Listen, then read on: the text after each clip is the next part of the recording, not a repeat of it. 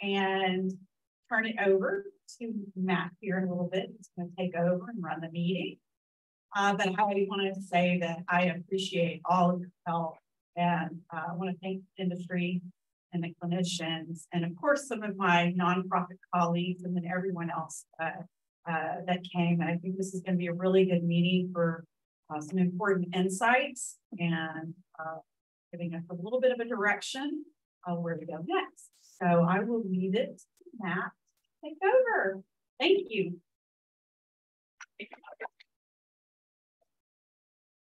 So before we jump in, just to make sure everyone has a chance to grab that Wi-Fi password.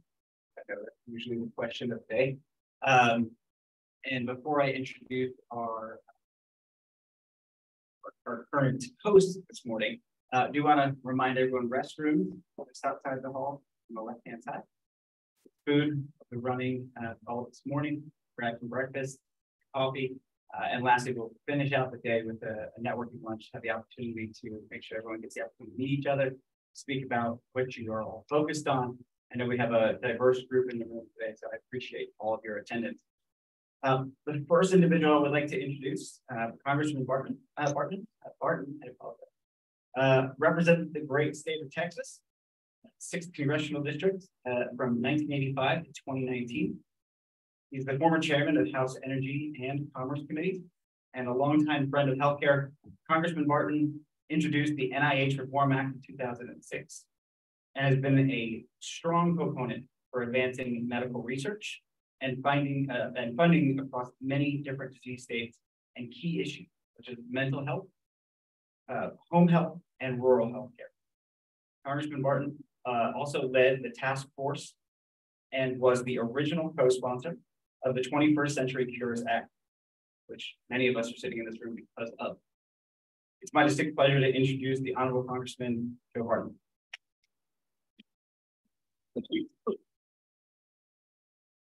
Let the record show there was lukewarm applause. Now you may be wondering why a former congressman is here. And I wondered that too. But the primary reason is I'm a member of the club, and Monica couldn't host it here if she didn't have a host who was a member of the club. So as a member of the club, I got the honor, and I'm proud to be here. You're in the Eisenhower room. President Eisenhower's behind my right-hand shoulder, his wife, Mamie. The portraits along the walls are former leaders of the Republican Party in the House and the Senate. These two over here, Bob Michael is the longest serving member in history who never got to serve in the majority. He was a member of Congress from 1953, I think, to 1992. Retired, and the year he retired, the Republicans won the majority, and Newt Gingrich got to be Speaker instead of Bob Michael. John Rhodes, Senator from Arizona. So this is the Republican Club. The SYNGAP is bipartisan, and there's a Democrat club too. But I'm a member of this club since I'm a Republican. There's a little secret passageway up on the 3rd floor that almost no one knows about. It connects to the Republican National Committee and the National Republican Campaign Committee. It's double door, double lock. The only people who have keys are the Republican leader in the House and the Republican leader in the Senate. I didn't even know there was such a passageway until I've been here 20 years. But that's you know, if you have when the Republican conference wants to talk politics, they meet in this room or the main dining room.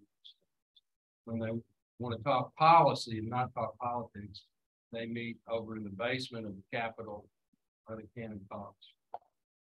So I have been in this room many times. And one quick story at the back there, see those double doors? That's emergency exit.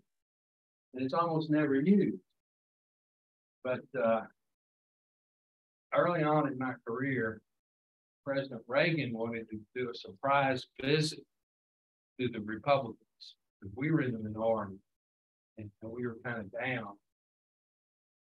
And so the president was speaking at that evening. He was not here. He was at where the breakfast food is. And so there were two Secret Service agents by that door. And we never used that door. What's going on? President comes in and gets a rousing round of applause, and the door's open. Who do you think came in? But never guess. Congressman Ralph Hall, who was a Democrat. And he and Reagan were personal friends, and so they snuck Ralph Hall in. He was the only Democrat who endorsed Reagan when he ran for the presidency. So he and the president were big friends. That's the only time I've ever seen that door when Ralph Hall came. Anyway, just a little bit about the history of this room and the club. Y'all aren't here to hear about politics. You're here to affect public policy. And as a former member, former chairman, who affected policy, I can tell you that the essence of affecting public policy in a positive way is, number one, you have to have a good issue. You can have biggest campaign and most organized advocacy, but if you really don't have a good issue that's positive for the country, it's very unlikely. Number two, you have to interact with the policymaker. And that's really why y'all are meeting here today, Capitol Hill, is this is where healthcare policy is made. Now, you might say, well, it's made in the White House, or it's made in the FDA, or it's made in Centers for Disease Control, or National Institute. Well, and there is some truth to that. But normally they implement what the House and Senate pass. This report here, it just came out today. It's just released today. Is a result of something that happened while I was still in Congress. We passed a law that required this report. Required that there be interaction between the advocacy groups and the healthcare policy. And this is way above my pay grade intellectually. But it makes me feel good to come back and see that something that happened 5, 6 years ago, 4 or 5 years ago, is now working. So we're going to have a great meeting. Monica has done a great job of putting the panel together. I'm going to stay and see if I can learn something. Is it possible for a former member of Congress who's also an advocate to learn anything? That is a question of the day. Before I sit down, I've got a trivia question. I brought Monica to Washington about a year ago to meet some of the leaders on both sides of the aisle on healthcare policy. We had a full day of meetings. Kathy McMorris-Rogers, who's now chairwoman, Energy Commerce Committee, met with her. And at SU, at that time, chairwoman of the Health Subcommittee, met with her. Dr. Michael Burgess, who was on the Health Subcommittee, who was a doctor. And then 3 or 4 others. Well, I have an old beat up car, 2002 Taurus. And when I left Congress, I made a deal with another member of Congress. He could use my car, put oil and gas. And when I came to town, I called his staff and then I'd get to use it. So he got a free car. Now, it wasn't a good car, but it worked. And when I left town, I would park the car out of the airport. And the staff would pick it up. When I came up here, Monica got to ride in it. But when I left it out on the top of the parking lot at Reagan in the short-term park, took pictures where it was, sent it to the congressman and the staff to pick up. Well, when I got ready, that's the last time I was up here. And this thing, actually, I've been up there a couple of times. I didn't leave my car. So when I got ready to come, I called the congressman. I said, I need my car. I'll come by and pick it up. And he said, I don't have your car. I said, what do you mean? I don't have your car. Well, it should be in the Canada member's parking lot. But he went down and didn't have it. So I looked at the picture of where I left the car. Okay. And so when I got off the plane, I walked over to where that car had been a year ago. It was still there. It had not been moved. Now the tires needed a little air and the battery was dead. I got that car fired up. Took it down to the parking kiosk, the cashier. And then you pick it. Here's the trivia question. What's it cost to park in the short-term parking lot at Reagan? I'll make a donation to your organization if you can tell me. You could tell me even within $50. How much? $7,500. That's our first bid. How much? $3,000. That's our second bid. $40,000. You're getting closer. $5,498.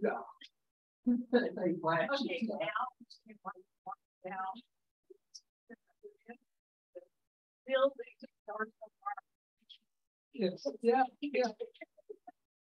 I didn't pay it, folks. I didn't pay it. Luckily for me, I'm on a first-name basis with the head of Congressional Parking and Security. So many Lord knows things. I have his cell phone.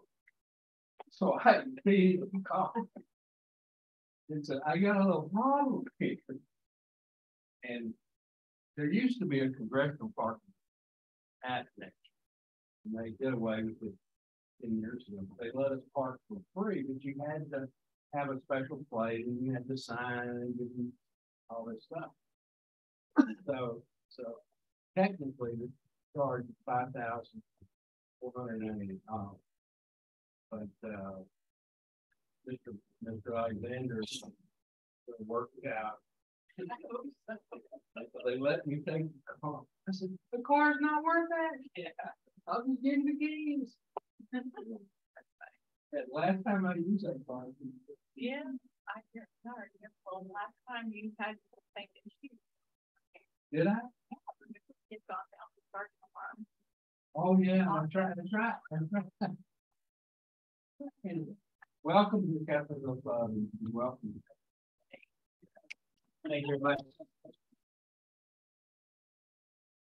Well, I think as Congressman Barton noted, we're all here ultimately to open doors and to ensure that we know the people that it's good to know. So it's without further ado, I will introduce our first speaker for the day. Our next speaker has served the community for nearly 3 decades as part of the EveryLife Foundation Parent Project Muscular Dystrophy, the Muscular Dystrophy Association, and she's been responsible for some amazing policy achievement, including the MD Care Act, Patient-Focused Impact Assessment Act, engaging ICER around the evaluation of ultra-rare diseases, and more.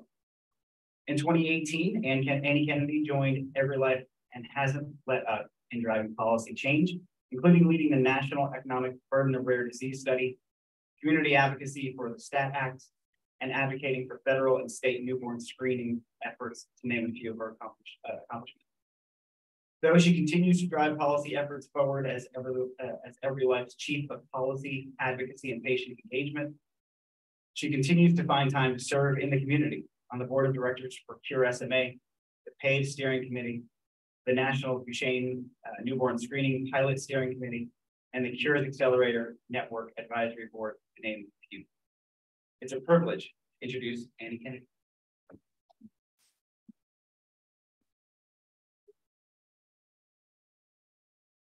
Morning.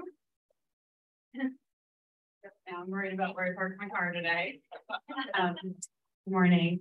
And a big thank you, Congressman Barton, because there are many legacies we have, but 21st Century Cures is a foundation that we all built on. So thank you for all of your work. So can you hear? Well, I can't talk about the mic because there are people. Okay. So I move when I talk. So my name is Annie Kennedy, and it's a privilege to be here with you. I really love working with our SYNGAP community. As a member of the RARE community, I get to work closely with her community. And as I was driving here this morning, I was thinking about what I wanted to talk to you about today and looking at the agenda. I have had the privilege of working with several pre-competitive consortia throughout my career. And so I thought I'd just spend a few minutes, given what you're here today to do, reflecting on the importance of what you come together to do. Probably the most relevant experience I have to bring to bear to your work here today is when I was in the Duchenne space, and especially with Parent-Partnered Muscular Dystrophy, or PPMD, I had the privilege of helping initiate and then lead what we call the Duchenne Drug Development Roundtable. So we had more than 40 companies working in our Duchenne space, and we had a lot of what we regarded as opportunities, some called challenges.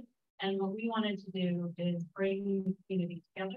We brought the companies together, as well as the foundations and organizations in our space, and worked together to see what our regulatory learning were and how we built on this learning and reduce some of the obstacles. That was the impetus for the guidance that the Duchenne committee led.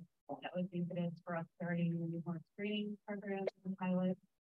We developed clinical trial harmonization guidances so that we could identify best practices for conducting clinical trials globally in Duchenne, including reducing trial burden and some standard operating procedures by which all of our companies would conduct trials, so that patients weren't selecting trials based on who was offering the best incentives for this participation, but which trial worked best for patients.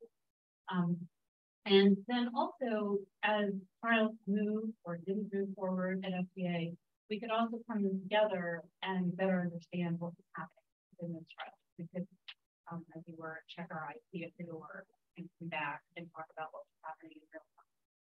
As our first therapies were being approved, we then also could work in an anticipatory way into the act. We could bring payers together and not talk about the pipeline, to talk about the overall thing.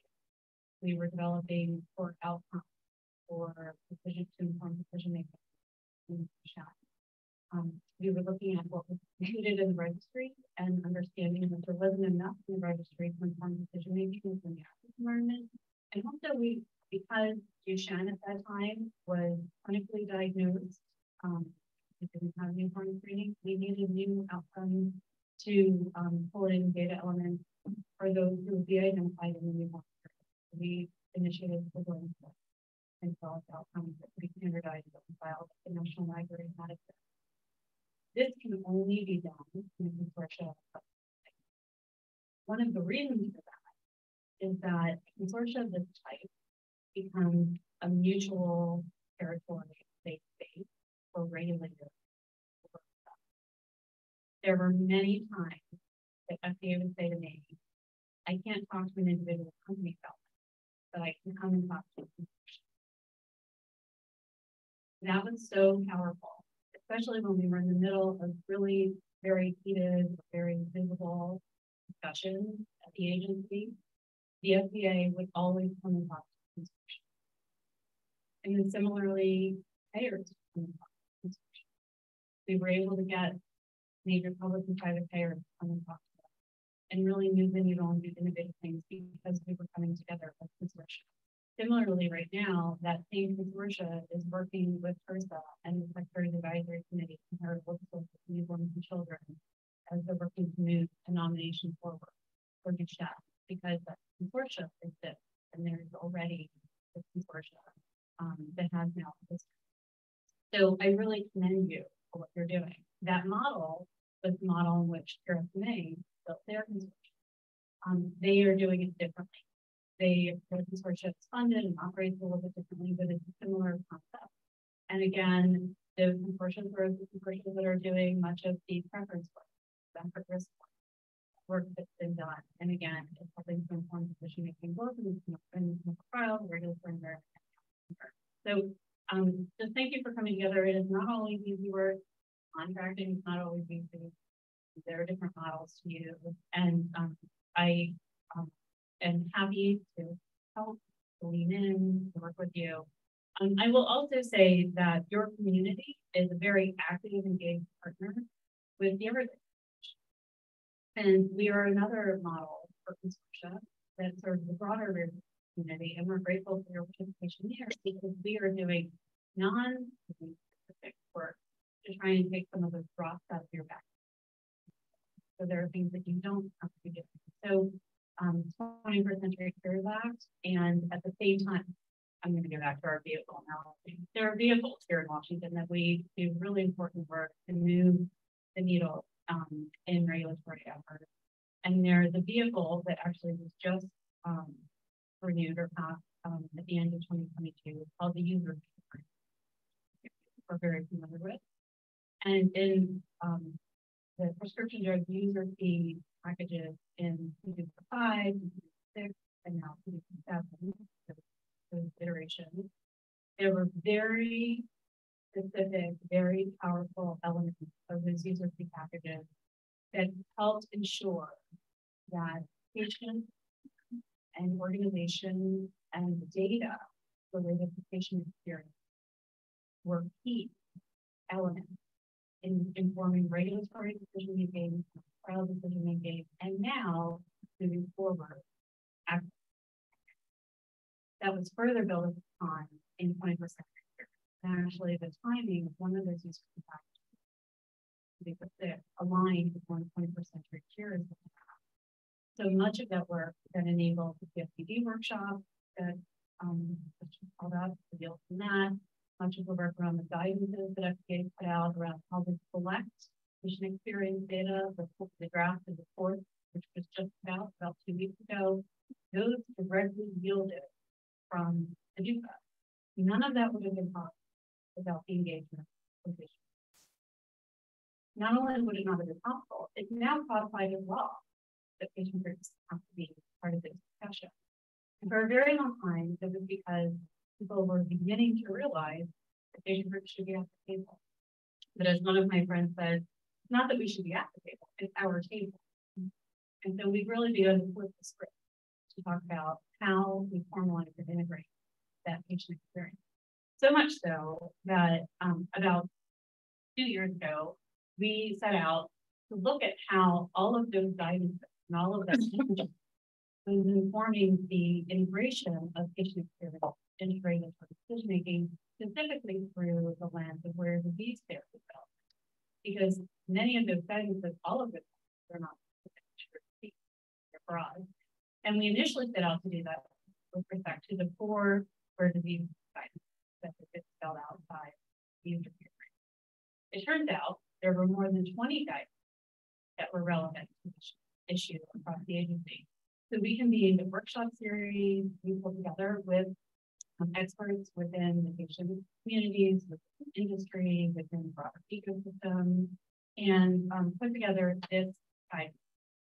We worked with FDA on that as well.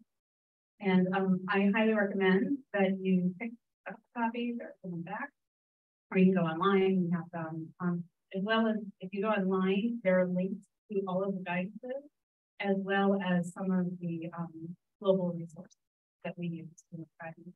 And you'll see as you go through it, this is intended to be a guide for partnership, so underscoring what's happening here today, between patient communities and sponsors as we move through this ecosystem in therapy development that aligns with the needs of patient communities who are working. So each page has recommendations aligned with the themes for sponsors who are working in the space and recommendations for the roles of patients who are working in the space. And then sort of the action items that we identified that had not yet been met that we can work on together.